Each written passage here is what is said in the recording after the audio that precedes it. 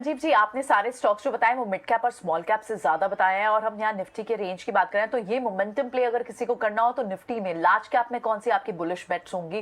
क्योंकि बात ऐसी भी आ रही है, इंडिकेशन ऐसा भी आ रहा है कि शायद मिड कैप और स्मॉल कैप ने अच्छा परफॉर्म किया। आई एम नॉट सेइंग कि पूरा पैक नहीं चलेगा, लेकिन सिलेक्टिव बाइंग आएगी mid cap and small cap में, लेकिन लार्ज कैप में बड़े फंड हाउसेस बहुत बुलिश हैं। आपका क्या मानना है? What your view on that? So large cap will definitely, if the Nifty has to go to 22,000, then the large caps have to lead. So State Bank, ICICI Bank, L&T, Dr. Reddy, then you have Ultratech Cement. All these stocks will do exceedingly well. You can add a Wipro or a Tech Mahindra, which has been outperformer. And I think Sun Pharma is taking the cake as far as pharma goes. But इसमें आप एक dark horse भी शामिल कर लीजिए, Godrej Consumer and Godrej Property. Godrej Group has been an outperformer. Godrej Consumer and Godrej Property both would be slight mid caps, but they will outperform.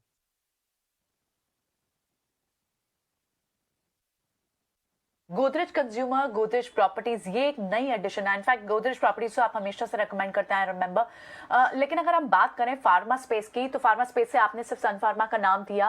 Pharma space और IT perform कर रहा है literally from last 2 weeks. किस तरह से दिख रहा है आपको 2022? अब क्योंकि ओमिक्रॉन अगर एंडेमिक ही कोरोना अब सिर्फ एंडेमिक ही रह जाएगा, तो क्या लग रहा है आपको फार्मा, डायग्नोस्टिक, हेल्थ केयर, यहाँ थोड़ा फोकस कम हो जाएगा इन्वेस्टर्स का, फॉरेन फंड्स का? बिल्कुल, that shift of money will take place. और आपने देख लिया है almost 2 months of underperformance of industrials, particularly banks. So I think banks will take the mantle along with metals and industrials. तो इस कारण से SBI, SAIL, Tata Steel and L&T ये आउट परफॉर्म करेंगे। और सीमेंट में तो prices are going to go up across the board. तो चाहे अल्ट्राटेक हो, अंबुजा हो, ACC हो, इसकी बास्केट खरीदिए, लेकिन try and buy an ETF or make an ETF where industrials will be at the cornerstone. और जैसे मैंने आपको कहा, State Bank takes the cake, because आज आप डिजिटल प्लेटफॉर्म और डिजिटल न्यू ये जो आपके फिनटेक कंपनीज की बात करते हैं, तो YONO is one of the best performing platforms. आप जाके पढ़िए तो और देखिए तो YONO is across the pan India, Jio से भी ज्यादा विजिबिलिटी योनो की है। And I think that State Bank की re rating after this small rebalancing of indices is imminent. तो 550 का भाव मुझे बजट से पहले दिखता है, तो मैं जहां मेरे को सबसे ज्यादा विजिबिलिटी है, मैं वहां पैसा कमाऊंगा ना। मैं इस कारण से वहां होल हॉग होने की चेष्टा करूंगा।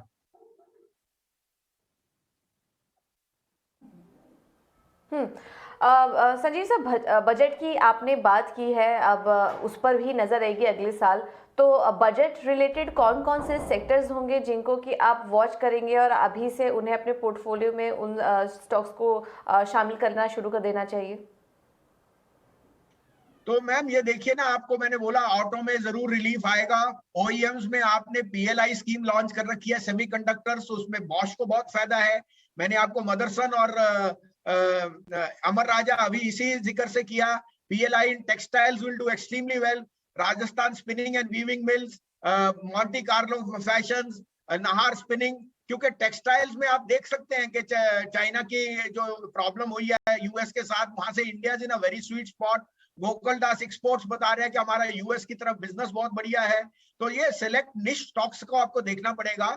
Government will do a very good balancing act. Last year जैसा बजट होने की उम्मीद है, लेकिन उसमें थोड़ी सी आपकी टिंकरिंग आ सकती है ऑन द टैक्सेशन। बट मुझे लगता है कि सबसे बड़ा रिफॉर्म जो होगा इस बजट में, वो long term capital gain tax पे जरूर कुछ आएगा। I can 100% say LTCG may be again going away with a 2-year hiatus, and that will be the real impetus for stock market and equities.